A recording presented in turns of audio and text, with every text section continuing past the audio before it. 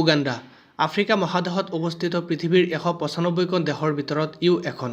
আয়তনৰ ফালৰ পৰা ২,৪১,০৩৮ বৰ্গ কিলোমিটাৰ অঞ্চলজুৰি বিস্তৃত হৈ থকা এই সৰু দেশখনক আফ্ৰিকাৰ ৰতন বুলিও কোৱা হয়। এই দেশখনৰ লগত জড়িত কিছুমান ইণ্টাৰেষ্টিং ফেক্টৰ বিষয়ে আজি আপোনালোকক জনাম। ৪১ মিলিয়ন জনসংখ্যাৰে গঠিত এই দেশখন কেনিয়াৰ পশ্চিম দিশত অৱস্থিত। উগাণ্ডাত ২০টাৰো বেছি লেংগুৱেজৰ ব্যৱহাৰ হয়, কিন্তু ইংৰাজী আৰু তাৰ স্বদেশী ছোৱালী লেংগুৱেজক অফিচিয়েল লেংগুৱেজ হিচাপে ঘোষণা কৰিছে। দেশখনৰ আটাইতকৈ ডাঙৰ চিটি হৈছে কাম্পালা, যিটো উগাণ্ডাৰ কেপিটেল হিচাপেও জনা যায়। শিলিঙক উগাণ্ডাৰ কাৰেঞ্চি হিচাপে ব্যৱহাৰ কৰে। দেশখন আৰ্থিকভাৱে দৰিদ্ৰ হোৱাৰ কাৰণে ইয়াৰ কাৰেঞ্চিৰ মূল্যও যথেষ্ট কম, অৰ্থাৎ ইণ্ডিয়াৰ ১ টকা সমান উগাণ্ডাৰ ৫২ টকা। উগাণ্ডাৰ বেছিভাগ মানুহে কৃষিকাৰ্য, গোপালন, ভেড়া পালন আদিৰ ওপৰত নিৰ্ভৰ কৰি তেওঁলোকে জীৱন যাপন কৰি আছে। এই দেশৰ এজন মানুহৰ প্ৰতিদিন ঘৰ ইনকাম ১০০ টকাতকৈও কম। ইমান কম উপাৰ্জন থকা স্বত্বেও এই দেশৰ মানুহবিলাকে আনন্দত জীৱন যাপন কৰি আছে। আৰু ইয়াৰ মানুহবিলাকো কিন্তু নৰম মনৰ হয়। তেওঁলোকে যিকোনো মানুহৰ লগত সহজে মনৰ লগত মন মিলাব পাৰে। আৰ্থিকভাৱে দৰিদ্ৰ হোৱাৰ কাৰণে বহু পৰ্যটক প্ৰতি বছৰেই উগাণ্ডালৈ ভ্ৰমণ কৰিব যায় আৰু তালৈ যোৱা প্ৰতিজন পৰ্যটকক যথেষ্ট সন্মান কৰে। বিশেষকৈ সৰু সৰু ল'ৰা ছোৱালীবিলাকে এনে পৰ্যটকক দেখি সিহঁতৰ অদ্ভুত আচৰণৰ দ্বাৰা তেওঁলোকক আদৰি লয়। উগাণ্ডাত বসবাস কৰা নিগ্ৰো প্ৰজাতিৰ মানুহবিলাকৰ প্ৰধান খাদ্য হৈছে মাকৈ আৰু কল। সাধাৰণতে দিনত ২-৩ বাৰ মাকৈ আৰু কল খাই তেওঁলোকে জীয়াই থাকে। ইয়াৰ বাহিৰেও আৰু বেলেগ বেলেগ খাদ্যও তেওঁলোকৰ তালিকাৰ অন্তৰ্ভুক্ত।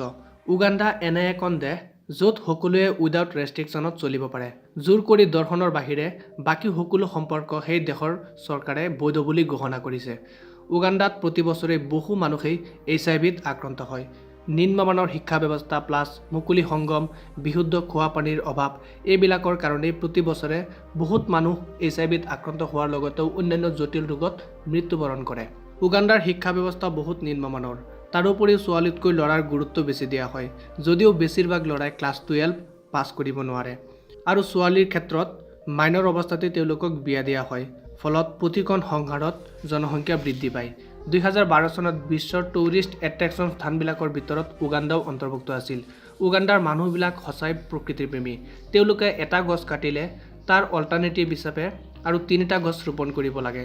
কল, আনাৰস, অন্যান্য ফল-মূলৰ কাৰণে উগাণ্ডা বিখ্যাত। উগাণ্ডাত প্ৰায় ১০০ৰো বেছি গৰিলা আছে।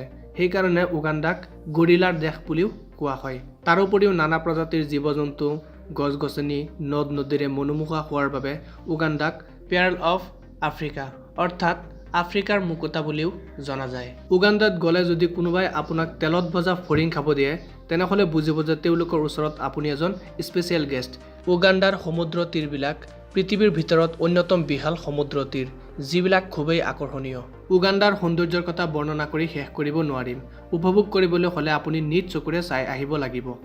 আৰ্থিকভাৱে দৰিদ্ৰ হ'লেও খুবেই সুন্দৰ এখন দেশ উগাণ্ডা। তাৰ লগত এই দেশৰ মানুহবিলাকৰ মনো সুন্দৰ।